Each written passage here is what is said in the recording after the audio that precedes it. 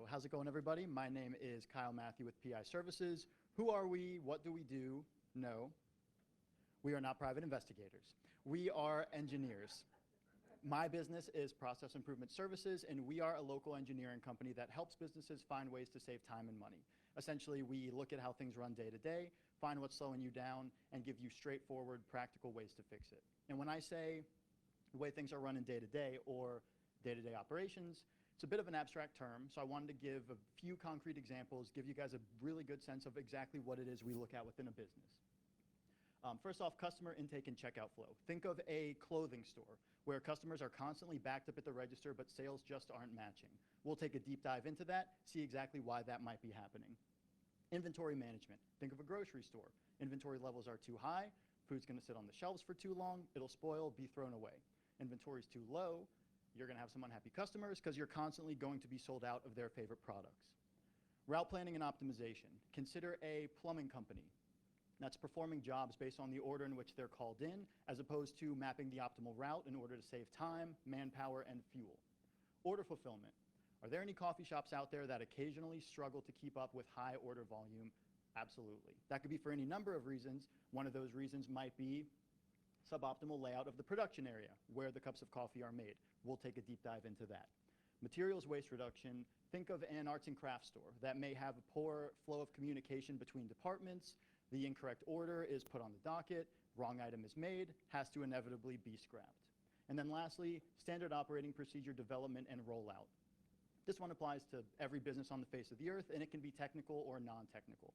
From a technical perspective, we may create step-by-step instructions for a machine operator to perform maintenance on their machine out on the production floor. Or from a non-technical perspective, we may put together standardized procedures for a law firm to use when moving a client through different phases of the process.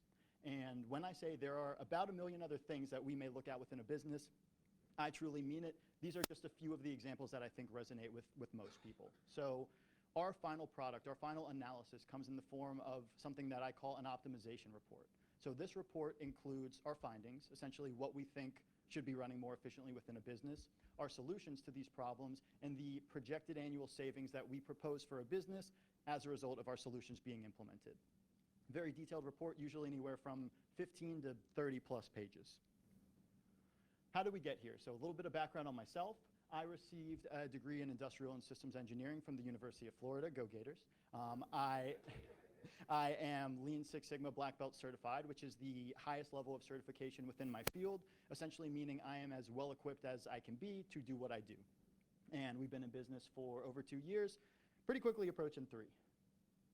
What do we aim to solve? So according to a study in 2023 by the IDC, inefficiencies hiding in plain sight cost the average company anywhere from 20 to 30% of their revenue each year.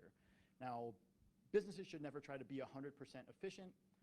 You're gonna drive yourself crazy, it's not possible. Humans are imperfect. However, this statistic is not referring to human imperfection. It is referring to those day-to-day operations I was talking about just a minute ago. There's no reason businesses should be losing this much money per year, but they are, and that is what we aim to solve. What does this cost? So we receive roughly 8.5% of the projected annual savings that we propose for a business, and this is usually determined after the initial meeting with the client, and it is of course a number that we all come to an agreement on. So for example, if the number that we hit is $100,000 in terms of projected annual savings, and the client of course agrees on that number, we would receive $8,500 for payment for our services.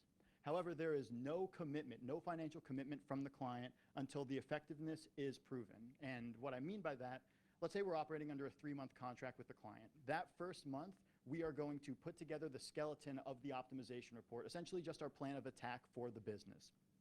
Then after that first month, we'll sit down with the client, make sure everything looks good, they like our approach. If they do fantastic, we're moving forward. If they don't, maybe they get cold feet, maybe they don't love our approach with something, whatever it may be, and they don't want to move forward, we'll shake hands and we'll be on our way. They don't owe a dime. Now, one thing I wanted to mention about this is I've gone a little back and forth with the cost structure over the years. If anyone has any thoughts on this, this is something I would love to get some feedback on from you all during the Q&A portion for sure. And lastly, our ideal client. Who is our ideal client? It's every business, it's every industry. We work with all of them. And that's why I always say we don't have an ideal client. We really don't. That's it. Thank you guys so much. I really appreciate it. Thank you guys for your time. Thank you to the 1 Million Cups crew for the platform. I really appreciate it. The QR code on the left here, take you to my website. QR code on the right, shoot me a request on Facebook. But thank you guys so much.